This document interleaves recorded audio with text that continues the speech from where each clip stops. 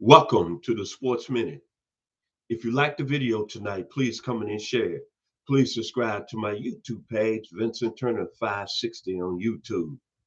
NFL weekly matchup. The Green Bay Packers 5-3-1 taking on the New York Giants 2-8.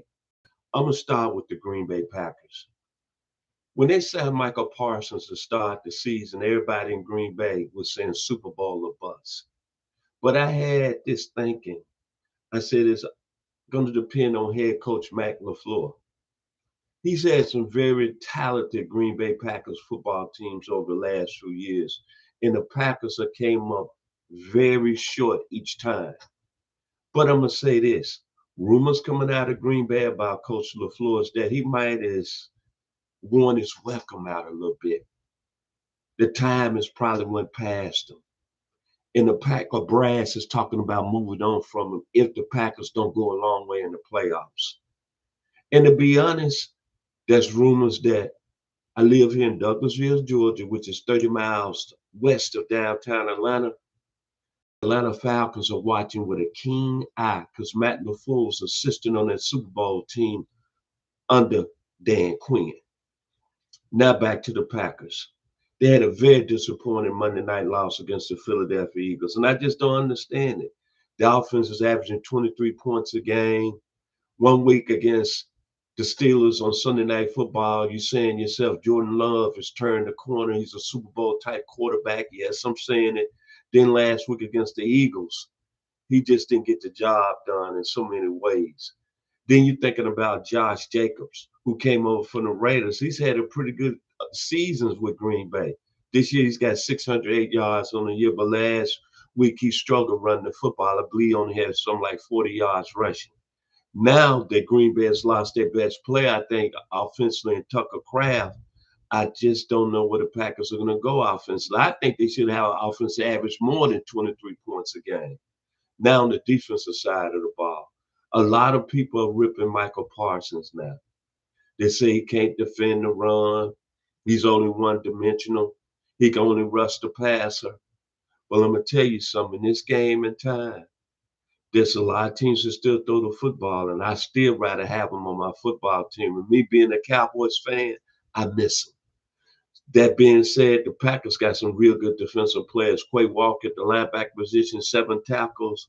Rashad Gary, 7.5 sacks. Xavier McKinney, one of the top safeties in the game, got 3 interceptions. Why do you think that's because of that? It's because of Michael Parsons on the field, baby. But to make a long story short, it's either Super Bowl bust with the Green Bay Packers. 5-3-1. The season is still got a lot of football left.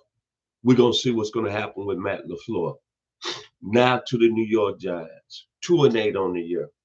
And I'm going to say this. I like Brian Daboll as the head coach of the Giants. Now they say he got fired. Not so much because the Giants' record was 2-8, because he was hard to get along behind scenes in the locker room, in the offices over there in New York, they main football offices. But what I looked at Brian Daboll is that he got a pretty good quarterback in Jackson Dart. And he gave a chance to Jackson Dart. And he said, you know what? I'm going to start this young man out of Ole Miss. And to be honest, the Giants had some energy. They haven't had no energy in that football team since the days of LT, Carl Banks, Phil Simms, baby, Joe Morris, Terry Kennard, Leonard Marshall. It was some energy over in New York. And then Cam Scatterbo got hurt. I like that young man as a football player, brother. 410 yards. He might be one of the best young running backs once he come off his broken ankle next year. And I like Waddell Robinson. And then I didn't mention Malik Neighbors. Mr. Robinson, let me give you stats. 53 receptions, 605 yards on the year. And then they bring back Malik Neighbors next year coming off his torn ACL, Jackson Dart. Who drafted those players? Who was the responsible player? Brian Daboll. So New York, you got to get it right. But I was very, very disappointed to see him get fired because I think he had a good young nucleus and he was turning that football team around. And then their defense. The Giants are better than a 2-8 football team. Dexter Lawrence is a player. Kayvon Thibodeaux is a player. Brian Burns, who has 11 sacks on the year, is a player. Abdullah Carter is going to be that dude out of Penn State. This is a football team. If the right coach comes in and keep their young culture together, and they got a very good quarterback in Jackson Dart, and please keep him upright. Please, because he's starting to have concussion problems already, and he's just in his first year. The Giants might be a team that's coming up on the rise in the NFC East. So that being said, this football game on Sunday is critical for the Green Bay Packers. They got to put a little winning streak together. But I wouldn't be surprised if the New York Giants take them to the wire.